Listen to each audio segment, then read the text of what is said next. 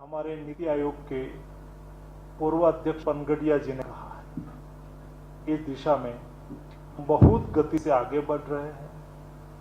तब social security बढ़ती है तो आउट ऑफ पॉकेट एक्सपेंडिचर कम होता है।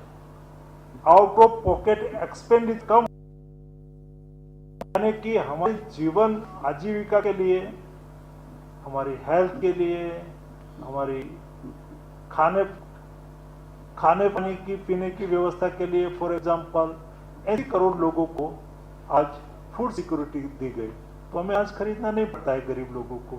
एक टाइप की सिक्योरिटी मिलने से आउट ऑफ पॉकेट खर्च कम होता है। अपने जीवन सुधारने के लिए ज्यादा खर्च कर सकते हैं।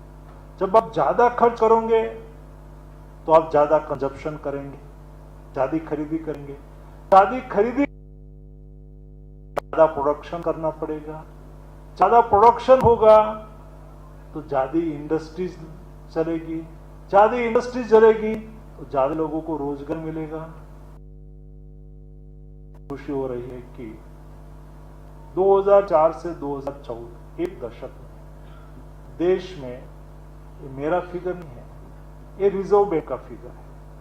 रिजर्व बैंक प्रतिवर्ष क्लेम डेटा डिक्लेयर करती है, जो यूपीए की गवर्नमेंट के समय में भी करती थी, हमारी गवर्नमेंट के समय में भी कर रही है। एक दशक में केवल 4 करोड़ जॉब निर्माण हुए थे। 4 करोड़। 2014 से 2025 तक, यानी कि 2024 तक 17 करोड़ नए रोजगार निर्माण हुए, यानी कि लोगों को नौकरी मिली। मैं भारत सरकार का लेबर मिनिस्टर हूं। एक दशक में 8 करोड़ लोग, यानी कि फॉर्मल सेक्टर में नौकरी मिली। जो नौकरी मिलती है ईपीएफओ का ऑटोमेटिक रजिस्टर हो जाते हैं, तो 8 करोड़ लोगों को फॉर्मल सेक्टर में नौकरी मिली। को रोजगार की भी अपॉर्चुनिटी बढ़ रही है। स्किल डेवलपमेंट पर इस बजट में ज्यादा भार दिया गया है।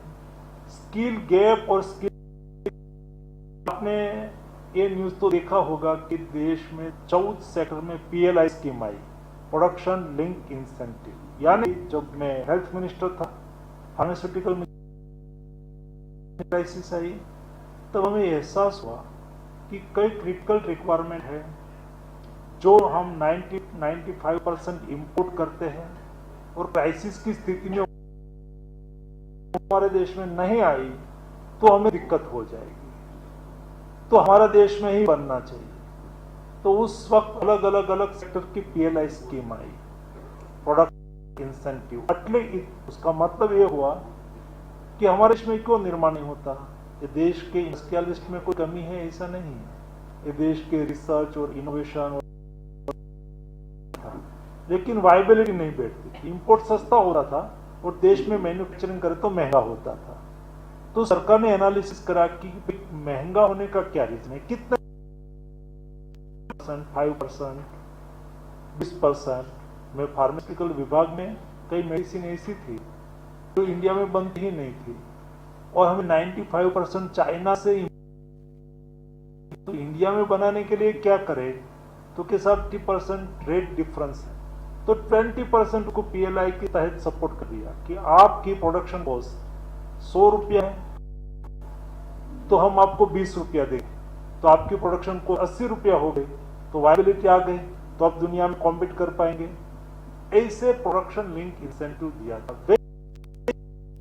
रोजगार को बढ़ावा देने के लिए, यूथ को अपॉर्चुनिटी देने के लिए। 2 स्कीम चलाई। एक ईएलआई, मतलब लिंक इंसेंटिव। आप रोजगारी दें तो सरकार आपको मदद करेगी, और जो रोजगार पाएंगे उसको भी मदद करेगी। तो 2 टाइप की मदद करके दूसरी स्कीम लाए स्किल एनहांसमेंट। स्किल एनहांसमेंट कैसे करना, तो सरकार ने तय करा कि 5, उसमें 1 करोड़ लोगों को 5 साल में ट्रेन करा जाएगा, इंटेंसिव करवाई जाएगी। बड़ी कंपनी में क्यों, मल्टीनेशनल कंपनी हो, देश की बड़ी कंपनी हो, उस कोई युवा इंजीनियर हो,